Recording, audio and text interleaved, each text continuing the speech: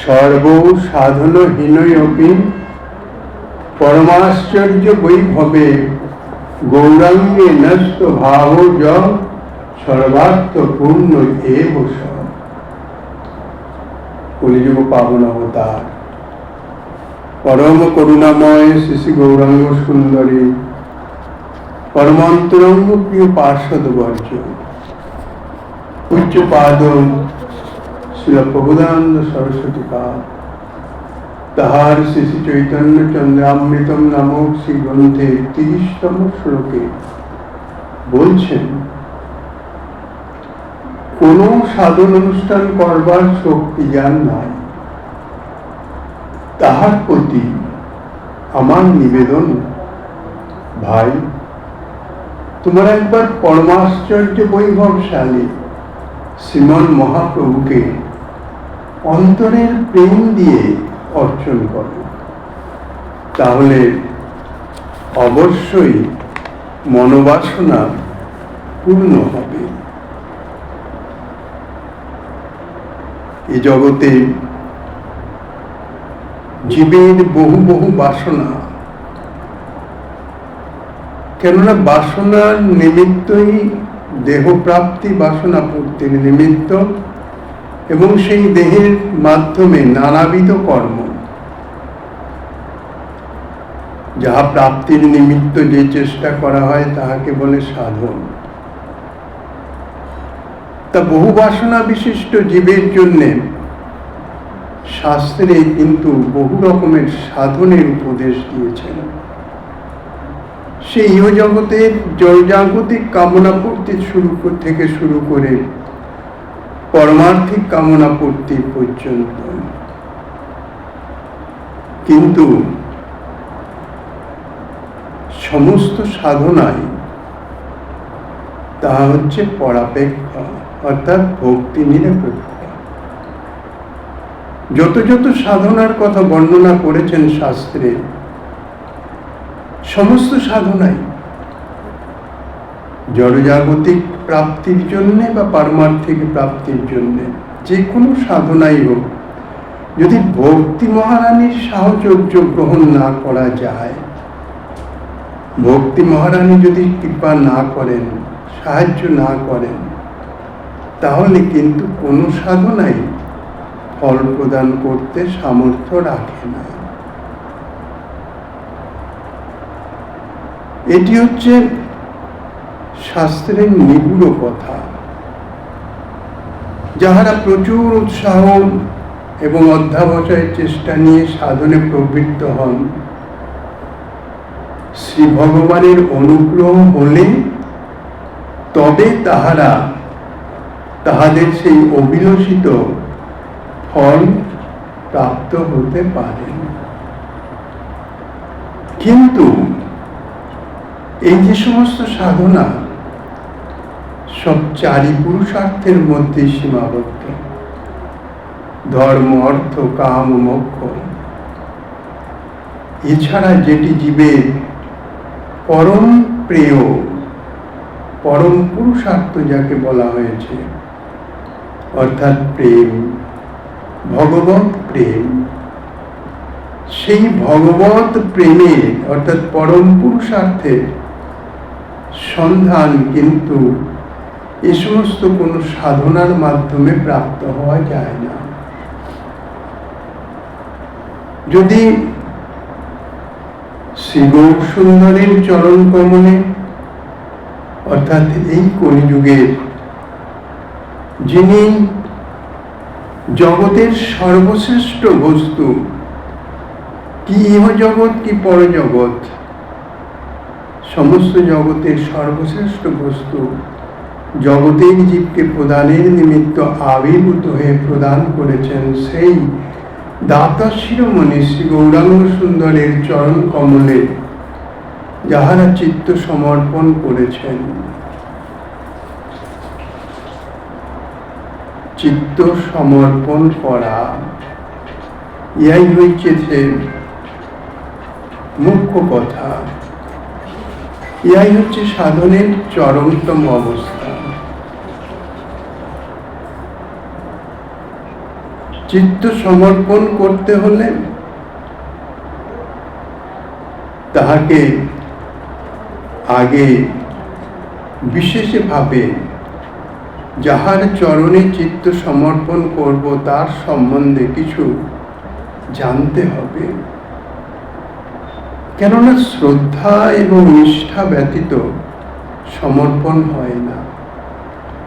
শ্রদ্ধা জাত হওয়ার নিমিত্ত তাহার সম্বন্ধে যদি কিছু নাই জানা যায়, তাহলে তো শ্রদ্ধা অন্তরের বস্তু, শ্রদ্ধা জাত হয় না। আর শ্রদ্ধা জাত না হলে নিষ্ঠাও আসে না, আর নিষ্ঠা না হলে সমর্পণও হয় না। সমর্পণ হচ্ছে অন্তরে, হৃদয়ের সমর্পণ, মন বুদ্ধি চিত্ত অহংকারের সমর্পণ। তো বলছেন যাহারা সেই পরম তত্ত্ব শ্রী গৌরাঙ্গ সুন্দর, সেই গৌরাঙ্গ সুন্দরের চরণ কমলে চিত্ত সমর্পণ করতে সক্ষম হয়েছেন, তাহারা সর্ববিধ পুরুষার্থ তাহাদের চরণতলে লুণ্ঠিত হলেও, সর্ববিধ পুরুষার্থ মানে ইহজগতিক পরজগতিক যত কিছু কাম্য বস্তু আছে বা প্রাপ্য বস্তু আছে, সমস্ত কিছু তাহাদের চরণে যদি লুণ্ঠিত হয় অনায়াসে বিনা চাহিদায়, তবুও কিন্তু তাহারা সেদিকে দৃষ্টিপাত করেন না। কেননা যাহারা একবার সেই পরম পুরুষার্থে লেশমাত্র অনুভব করেন, তাহারা সেই প্রেমের আস্বাদনে এমন বিভোর হয়ে থাকেন যে অন্যদিকে দৃষ্টিপাত দেওয়ার কোনো সুযোগই নাই তাদের। তাহারা অন্য কোনো সাধনের অনুষ্ঠানও করেন না। সাধন অনুষ্ঠান সাধ্যবস্তু প্রাপ্তির নিমিত্ত, তাহাদের তো কোনো সাধ্য নাই, অর্থাৎ কিছু পাওয়ার নাই। কিছু পাওয়ারও যখন নাই, কেন তাহারা তো তাহাদের নিজেকেই সমর্পণ করে দিয়েছে, কাজে তাহাদের তো আর আলাদাভাবে পাওয়ার কিছু নাই। তাহলে কিছু যখন পাওয়ার নাই, তাহলে কিছু সাধনেরও কোনো অপেক্ষা নাই। এই জন্যে তাহারা বাস্তবিক যাহারা শ্রীগৌর চরণ কমলের সমর্পিত আত্মা, তাহারা কোনো সাধনে দৃকপাত করেন না। অথচ শ্রী গৌরাঙ্গ সুন্দরের শ্রীচরণ কৃপায় সাধন মার্গের চরম ফল যে পরম পুরুষার্থ প্রেম, তাহা তাহাদের হৃদয়ে প্রকাশিত হয়। কেননা প্রেম অপ্রাকৃত চিন্ময় স্বপ্রকাশ তত্ত্ব, আর সেই প্রেমের যে মাধুর্য, সেই মাধুর্য আস্বাদনে সে এমন বিভোর হয়ে থাকে, অর্থাৎ সে প্রেম সেবায় এমন নিমগ্ন হয়ে থাকে, নিজের অস্তিত্ব বলে কিছু তাহাদের আর স্মৃতিতে থাকে না। এই যে শ্রী গৌরাঙ্গ সুন্দর, যাহার শ্রীচরণ কৃপায় তাহার চরণে সমর্পিতাত্মা জীবের এতাদৃশ বৈভব প্রাপ্তি হয়, সেই পরম বদান্য শ্রী চৈতন্য তিনি কেমন? তার উত্তরে বলছেন, পরম পুরুষার্থ দানরূপ সর্বোৎকৃষ্ট ঐশ্বর্য শ্রী গৌরাঙ্গ সুন্দরে সর্বদা বিদ্যমান। আর শ্রী গৌরাঙ্গ সুন্দর তিনি হচ্ছেন ভক্ত বৎসল। ভক্ত বৎসলতা তাহার বিশেষ গুণ। তাহার চরণে যিনি শরণ গ্রহণ করেন, তাকে তিনি একান্ত আপনার করে নেন, এবং ওই যে সর্বোৎকৃষ্ট ঐশ্বর্য পরম পুরুষার্থ, সেই ঐশ্বর্য দ্বারাই, অর্থাৎ প্রেমের দ্বারাই শরণাগতি মাত্রেই তাকে প্রেম প্রদান করে থাকেন। অর্থাৎ প্রেম প্রাপ্তি যোগ্যতা হইতেছে নিজেকে প্রভুর চরণে সমর্পণ করে দেওয়া, নিজের অস্তিত্ব পর্যন্ত থাকবে না। অস্তিত্ব বলতে নিজের বলে কিছু থাকবে না। শ্রী গৌরাঙ্গের চরণে যাহারা চিত্ত সমর্পণ করেছেন তাহারা, অর্থাৎ তাহাদের কোনো সাধনের অপেক্ষা নাই। কোন রকম সাধনাও যদি না করেন, একমাত্র প্রীতি সহকারে যদি নিজের অভীষ্ট দেবের সেবায় রত থাকেন, তাহলেও তিনি সেই যে সর্বোৎকৃষ্ট প্রেম, সেই যে গোপী প্রেম, সর্বোৎকৃষ্ট ব্রজপ্রেম, সেই ব্রজপ্রেমের মধ্যেও আবার গোপীমের হচ্ছে চরমতম। সর্বসাধন বিহীন হলেও সেই গোপী প্রেমে তাহারা পরিপূর্ণ হয়ে যান। শ্রী গৌরাঙ্গ সুন্দরের শ্রীচরণ কৃপাতে।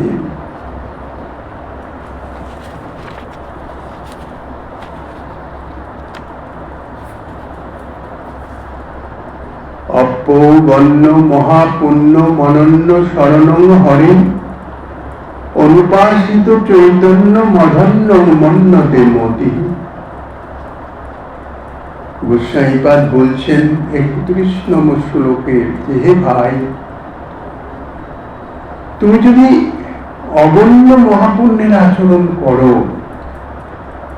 তাহার ফললাভের জন্য তোমাকে স্বর্গাদিপুরে নিয়ে গিয়ে মহা বিষয়ে ভোগ রূপ বিষয়ে কূপে নিমজ্জিত করে দেবে। কেননা পুণ্যকর্ম হোক আর পাপ কর্ম হোক, তার ফল তো ভোগ করতেই হবে। কর্ম আমি করব, সাধন আমি করব, সাধ্য বস্তু যাহার, অর্থাৎ সাধনের সিদ্ধিতে সেই বস্তু তো গ্রহণ করতে হবে, সেই বস্তু আস্বাদন করতে হবে, ফলভোগ করতে হবে। সেই জন্য বলছেন, তুমি যদি মহা মহা পুণ্যের আচরণ করো, মহা সৎকর্ম ইত্যাদি করো, তাহার ফলভোগের জন্য তোমাকে স্বর্গ আদি লোক, স্বর্গলোক, মহলোক, জনলোক, তপলোক, এমনকি ব্রহ্মলোক পর্যন্ত, সেখানে গিয়ে সেই ফল ভোগে তাহাকে বলেছে মহা বিষয় ভোগ রূপ বিষকূপে নিমজ্জিত করবে। আর যদি শ্রী শ্রী রাধা মাধবের চরণে অনন্য শরণ গ্রহণ করো, নিজের জন্য কিছু নয়, শ্রী রাধা মাধবের সুখের নিমিত্ত, তাহার প্রীতির নিমিত্ত নিজের অস্তিত্বকে ভুলে যেতে হবে। অস্তিত্ব ভোলা মানে নিজের অস্তিত্বই যদি না থাকে, তাহলে সেবাটা হবে কি দিয়ে? সে অস্তিত্ব নয়, অহংকারকে বিস্মৃত হতে হবে। মান, অভিমান, অপমান ইত্যাদি যাহা কিছু চিত্তকে ক্ষোভিত করে, সেইগুলিকে দূরে বিসর্জন করতে হবে।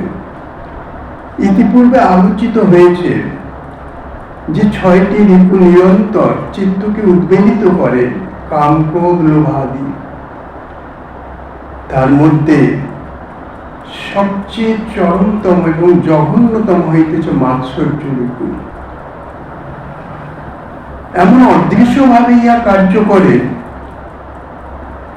যে সাধক যদি বিশেষ অনুধাবন না করেন, এর অস্তিত্বের সন্ধানই পাবেন না। কখন কোথায় কিভাবে যে মাৎসর্য রিপু নিজেকে প্রকাশ করে তাহাকে অনন্ত দুঃখ সাগরে নিমজ্জিত করে দেবে, তাহার অনুভবেও আসবে না। এই জন্য খুব সাবধান। শ্রী রাধা মাধবের চরণে অনন্য শরণ। কোনো কিছুতেই দৃষ্টি নাই, নিজের তো কিছু নাই, কাজে নিজের মান অপমান সম্বন্ধে কোন রকম স্মৃতিতেই জাগবে না।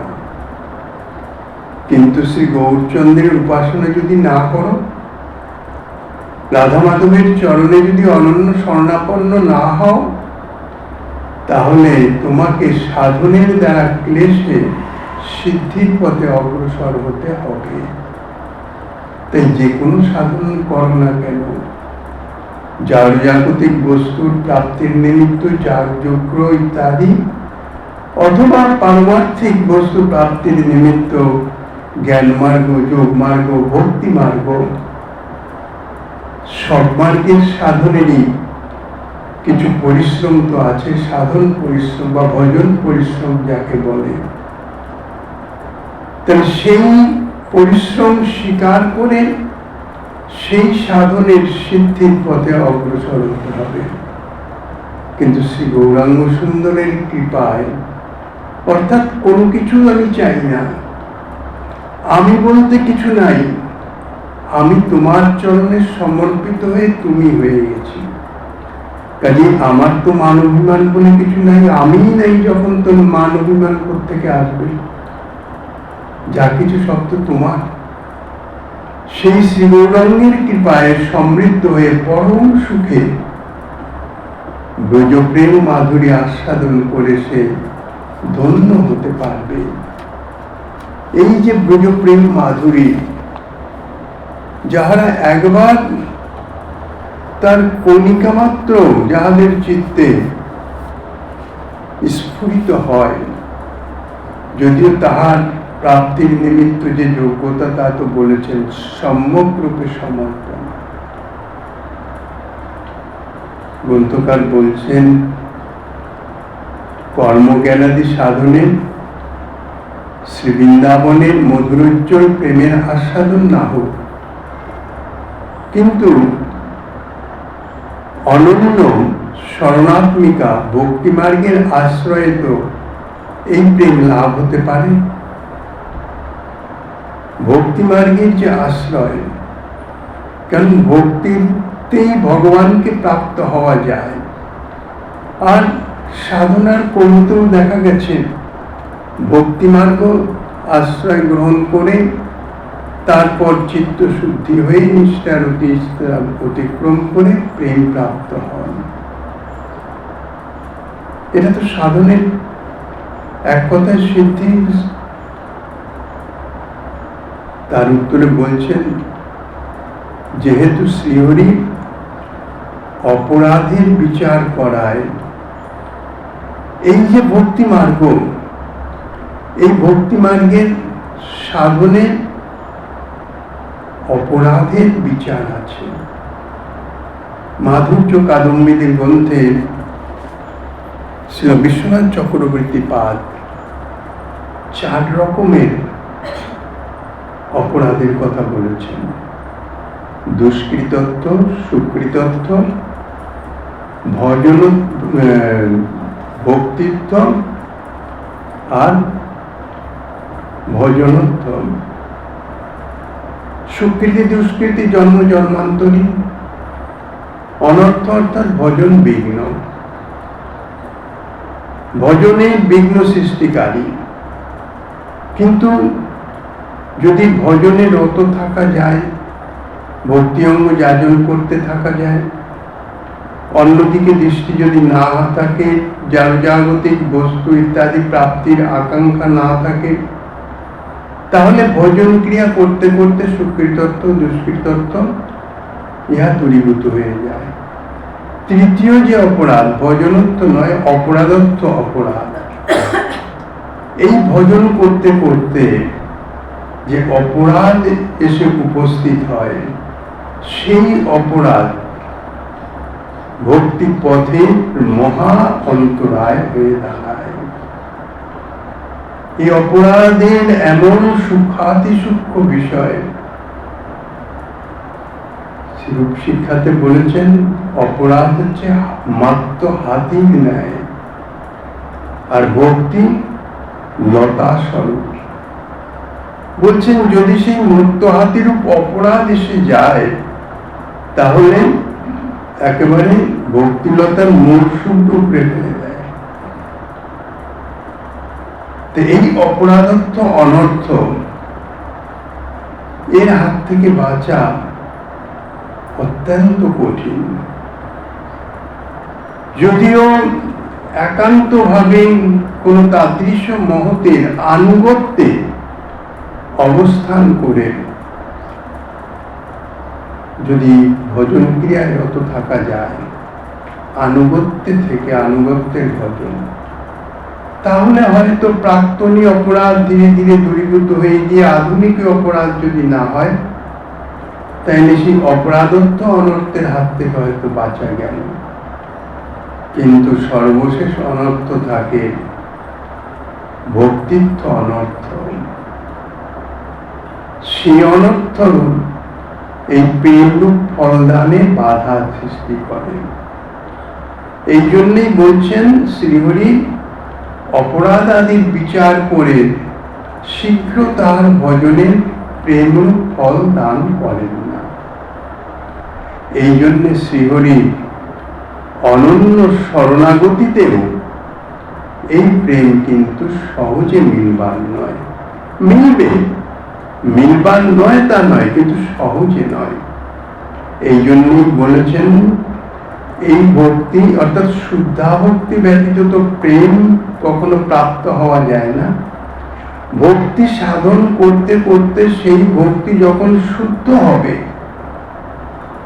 তখন তা হচ্ছে শুদ্ধা ভক্তি। সেই শুদ্ধা ভক্তি ব্যতীত কখনো প্রেম প্রাপ্ত হয় না। সেই শুদ্ধা ভক্তি সহজে প্রাপ্তব্যের বিষয় নয়। এই জন্য অনন্য শরণাগতিতেও এই প্রেম সহজে মিলবার নয়। কলিহত জীব, মন্দ কর্মা মন্দ ভাগ্যা, তাহাদের তো সাধন ক্ষমতাই নাই। সর্বসদা সর্বদাই মায়ামুক্ত, বাসনা সংস্কারে মলিন। এই কলিহত জীব, এই জন্যই বলা হয়েছে কলিহত জীব, কলির দ্বারা হত, অর্থাৎ তাহার মন বুদ্ধি চিত্ত সমস্ত কলির দ্বারা, কলির প্রভাবে প্রভাবিত। সেই জীবকে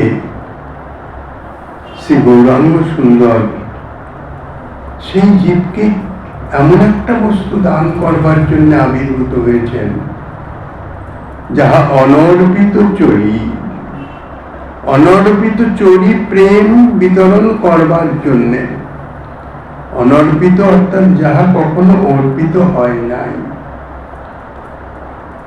এই যে প্রেম, প্রেম স্বাভাবিকভাবে আছে। ভক্তি সাধনায় যে প্রেম প্রাপ্ত হওয়া যায়, কেননা প্রেমেতে ভগবান বশীভূত হন। কিন্তু এই প্রেমের যে সর্বোত্তম কক্ষা,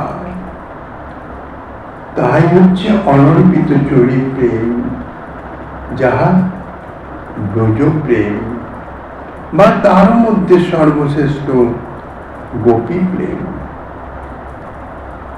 যাহা কখনো কোন ভগবৎ স্বরূপ জগতে প্রদান করেন নাই।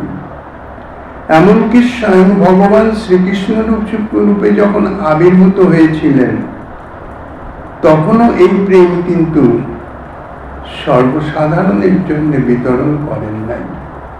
তারা নিজ পার্শ্ববর্গের মধ্যে, ব্রজের মধ্যে সীমাবদ্ধ ছিল। সেই প্রেম বিতরণ করবার জন্য রাধা ভাবাঢ্য মাধব, রাধার ভাবকান্তি নিয়ে মাধব অর্থাৎ শ্রী গোবিন্দ, তিনি পরম করুণাময় শ্রী গৌরহরি মূর্তিতে এই জগতে অবতরণ করেন, শুভাগমন করেন। এই জন্য প্রেম সম্পদে ধনী হতে হলে এই একমাত্র শ্রী গৌরহরি মূর্তিকে উপাসনা করতে হবে। অন্য কোন ভগবৎ স্বরূপে তো এই প্রেম প্রদান করেন নাই। তাহলে সেই প্রেম প্রাপ্ত হতে হলে যিনি এই প্রেম প্রদান করেছেন জানার নিকট, অর্থাৎ শ্রী ভগবানের যে স্বরূপে এই প্রেম অবস্থান করছে সেই স্বরূপের আরাধনা করতে হবে, তাহার চরণেই শরণ গ্রহণ করতে হবে।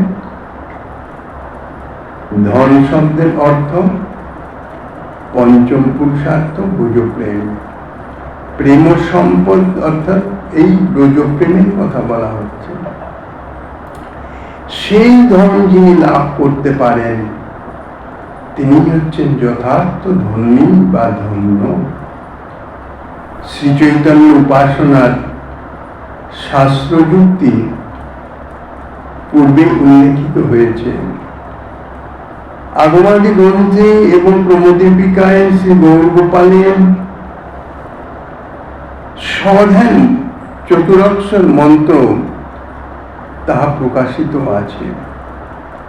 সেই মন্ত্র গ্রহণ পূর্বক আরতি ভরে শ্রী গৌরাঙ্গের আনুগত্য গ্রহণ করলে ব্রজপ্রেমে ধনী হতে পারে, কিন্তু আনুগত্য চাই। আর এই আনুগত্য অত্যন্ত দুর্লভ বস্তু।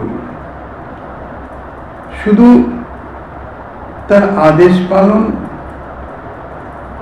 তাই আনুগত্য নয়, আনুগত্য হচ্ছে আদর্শে অনুপ্রাণিত হয়ে তাদৃশ আচরণ। কলিকালে যে কখনো শ্রী গৌরাঙ্গের উপাসনা করে নাই, এই কলিযুগে সে যদি অনন্য হরিভক্ত হয় তাহলেও কিন্তু সে ভগবত প্রেম প্রাপ্ত হবে, ভগবত সাক্ষাৎকার লাভ করবে, ভগবত কৃপা পাবে। কিন্তু এই ব্রজ প্রেম সম্পদ তার আভাসও সে প্রাপ্ত হবে না, সে ব্রজ প্রেম সম্পদে ধনী হতে পারবে না। ইতিপূর্বে গ্রন্থকার বলেছেন শ্রী গৌরাঙ্গের আনুগত্য বা চরণ কৃপা প্রাপ্ত হতে হলে তাহার অনন্য শরণ ভক্তগণের চরণাশ্রয় করতে হবে, যাহাকে বলা হয় গুরুকরণ। অর্থাৎ গুরুপদে বরণ করে তানার আশ্রয়ে আনুগত্যে তানার আদর্শে অনুপ্রাণিত হয়ে নিজেকে সেইভাবে সাধন পথে অগ্রসর করে নিতে হবে।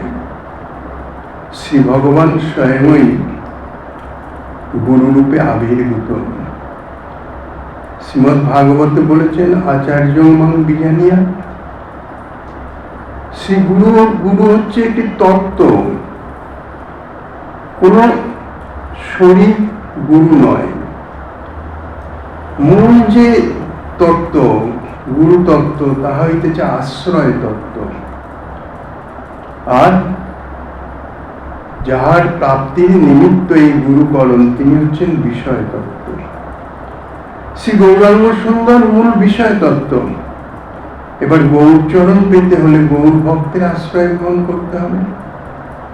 শ্রী গৌরাঙ্গ সুন্দরের সর্বশ্রেষ্ঠ ভক্তকে শ্রী নিত্যানন্দ প্রভু নিতাই চান আশ্রয় তত্ত্ব। এই নিত্যানন্দ তিনি হইতেছেন যথার্থ গুরু,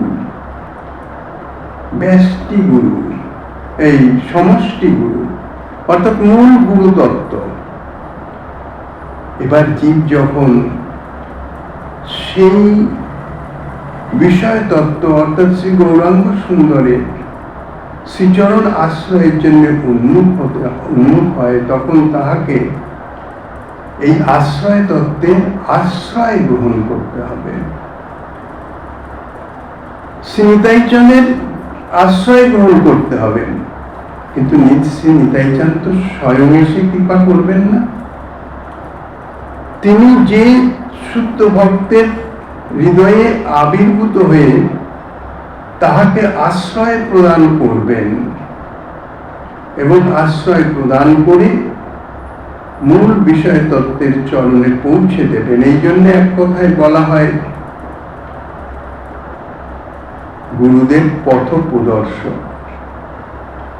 পথ প্রদর্শক মানে একবারে স্থানে, গন্তব্যের স্থানে পৌঁছে দেন, কিন্তু সেই পথ প্রদর্শকের সঙ্গে তো থাকতে হবে। শাস্ত্রে গুরুতত্ত্ব সম্বন্ধে অনেক কথা বলা আছে। গুরুতত্ত্ব সর্বব্যাপক।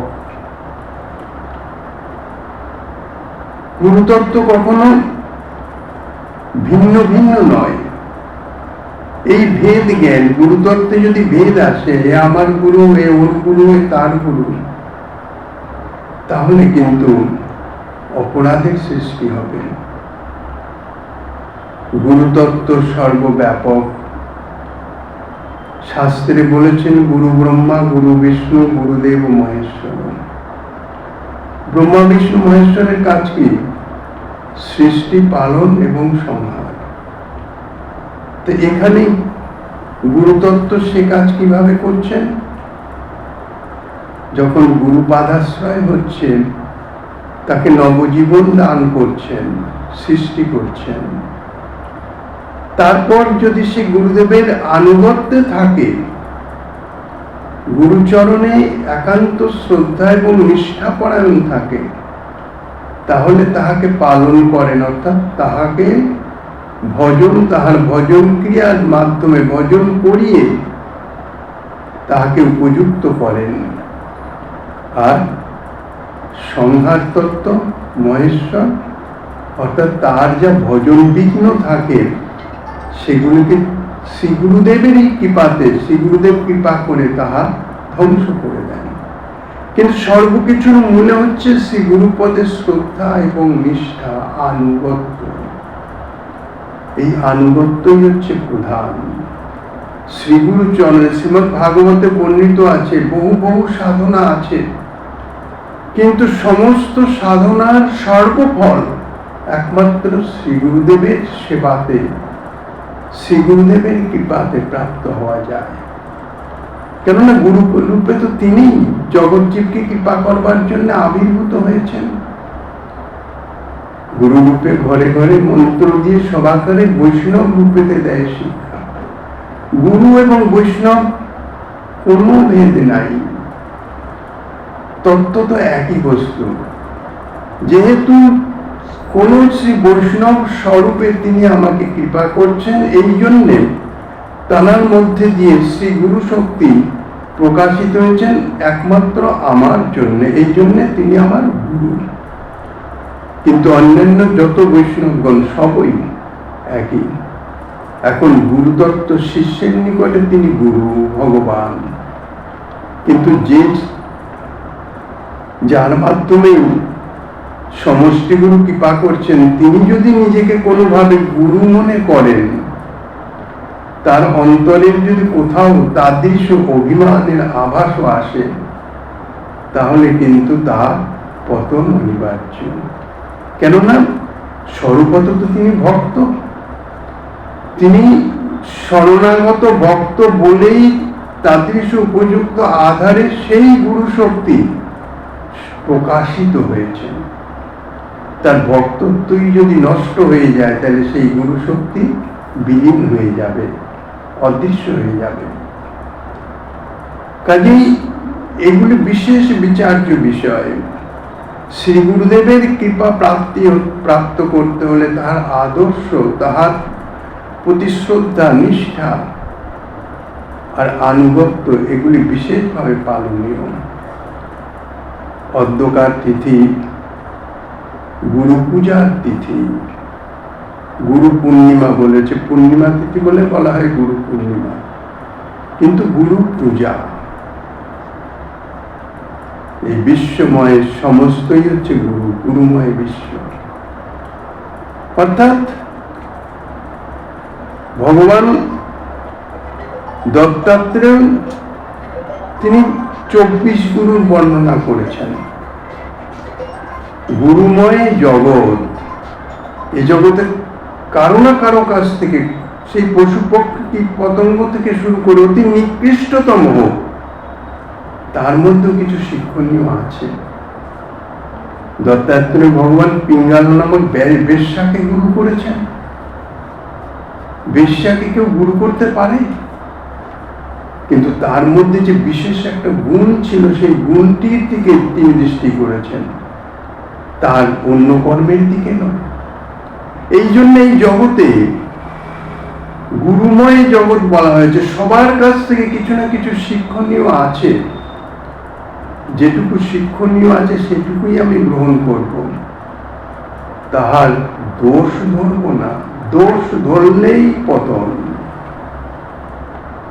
সাধনার এই যে মূল কথা, এটি অহংকার অভিমানের বশে বশীভূত হয়ে বিস্মৃত হয়ে গিয়ে ভজন পথে অগ্রসর হচ্ছে সাধক, কিন্তু এক চুলো সে ভজন পথে অগ্রসর হতে পারছে না, প্রকারান্তরে বিপদগামী হয়ে যাচ্ছে। কেননা মায়া শক্তি বড় প্রবল, মায়া বড় বলবান বলেছেন, তাহাকে আকর্ষণ করে বিপদে চালিত করে দিচ্ছে, নিয়ে যাচ্ছে।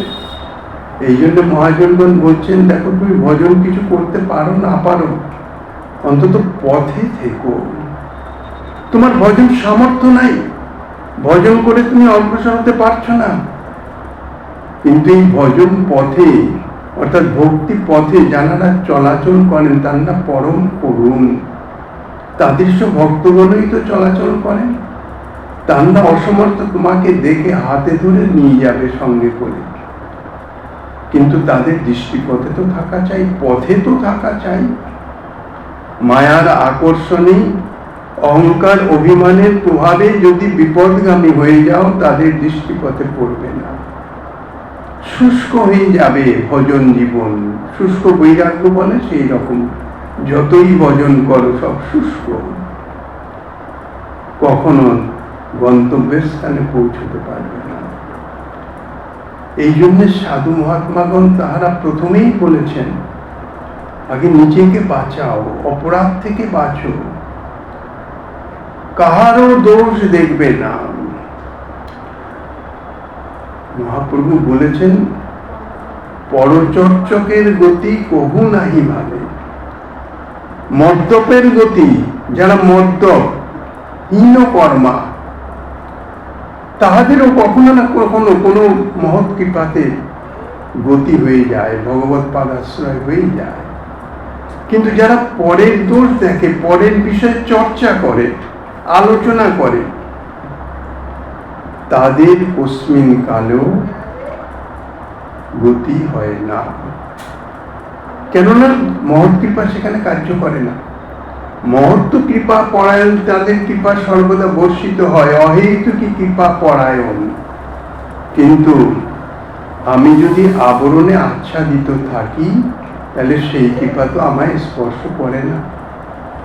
এই অপরাধ রূপ কৃপা, এর মূল যে স্থান, তা হইতেছে এই জিহ্বা আর চক্ষু, কর্ণ ইত্যাদি, এই সমস্ত দ্বার দিয়ে ইহা অন্তরে প্রবেশ করে। মনের মধ্যে দোষ দৃষ্টি এটি এসে উপস্থিত হয়। এ থেকে এড়ানো অতীব কঠিন। অনেক আনুগত্য, অনেক প্রার্থনা, অনেক কঠোর সাধনা মানে চেষ্টা করতে হয় প্রতিনিয়ত, প্রতি মুহূর্তে। তবে যদি, যার জন্যই বলেছেন বাক্যবেগ মনোবেগ, এই দুটোকে হচ্ছে মুখ্য। উদরপস্ত ইত্যাদি অন্য যে বেগ, সেগুলোকে 6টি বেগের কথা বলেছেন, সেগুলোকে তো সামাল দেওয়া যায়, কিন্তু এই মনোবেগ আর বাক্যবেগ, এই দুটি অতি ভয়ঙ্কর। এই জন্যে মহাত্মাগণ প্রথমেই বলেছেন মৃত ভাষী, কথা বলবে না, যেটুকু প্রয়োজন তার চেয়ে এক চুলো কথা বলবে না। কারণ মনের মধ্যে যে মনোবেগ, তাহা তো বাক্যের মাধ্যম দিয়ে প্রকাশিত হতে চাচ্ছে। বাক্যের দ্বারা যদি তাকে রোধ করে দেওয়া যায়, তাহলে ধীরে ধীরে ধীরে ধীরে মনোবেগ শান্ত হয়ে যায়। এই বাক্যবেগ বড় প্রবল। যদি সাধক সচেতন না হন, কোথায় কোন বিপদে যে নিয়ে যাবে কখনো টেরও পাবেন না। তা অধ্যকার এই মহাপুণ্যতিথিতে পরম করুণ, পরম দয়াল শ্রী গুরুদেবের চরণে শরণাপন্ন হয়ে তাহার একান্ত কৃপাশক্তি প্রার্থনা করে দৃঢ় সংকল্প নিয়ে তাহারই সেবানিষ্ঠার আনুগত্যে ভগবৎ সেবায় অর্চনে তাহাতে রত হওয়ার সংকল্প নিয়ে অদ্যকার ভাগবতী কথার এখানেই বিশ্রাম।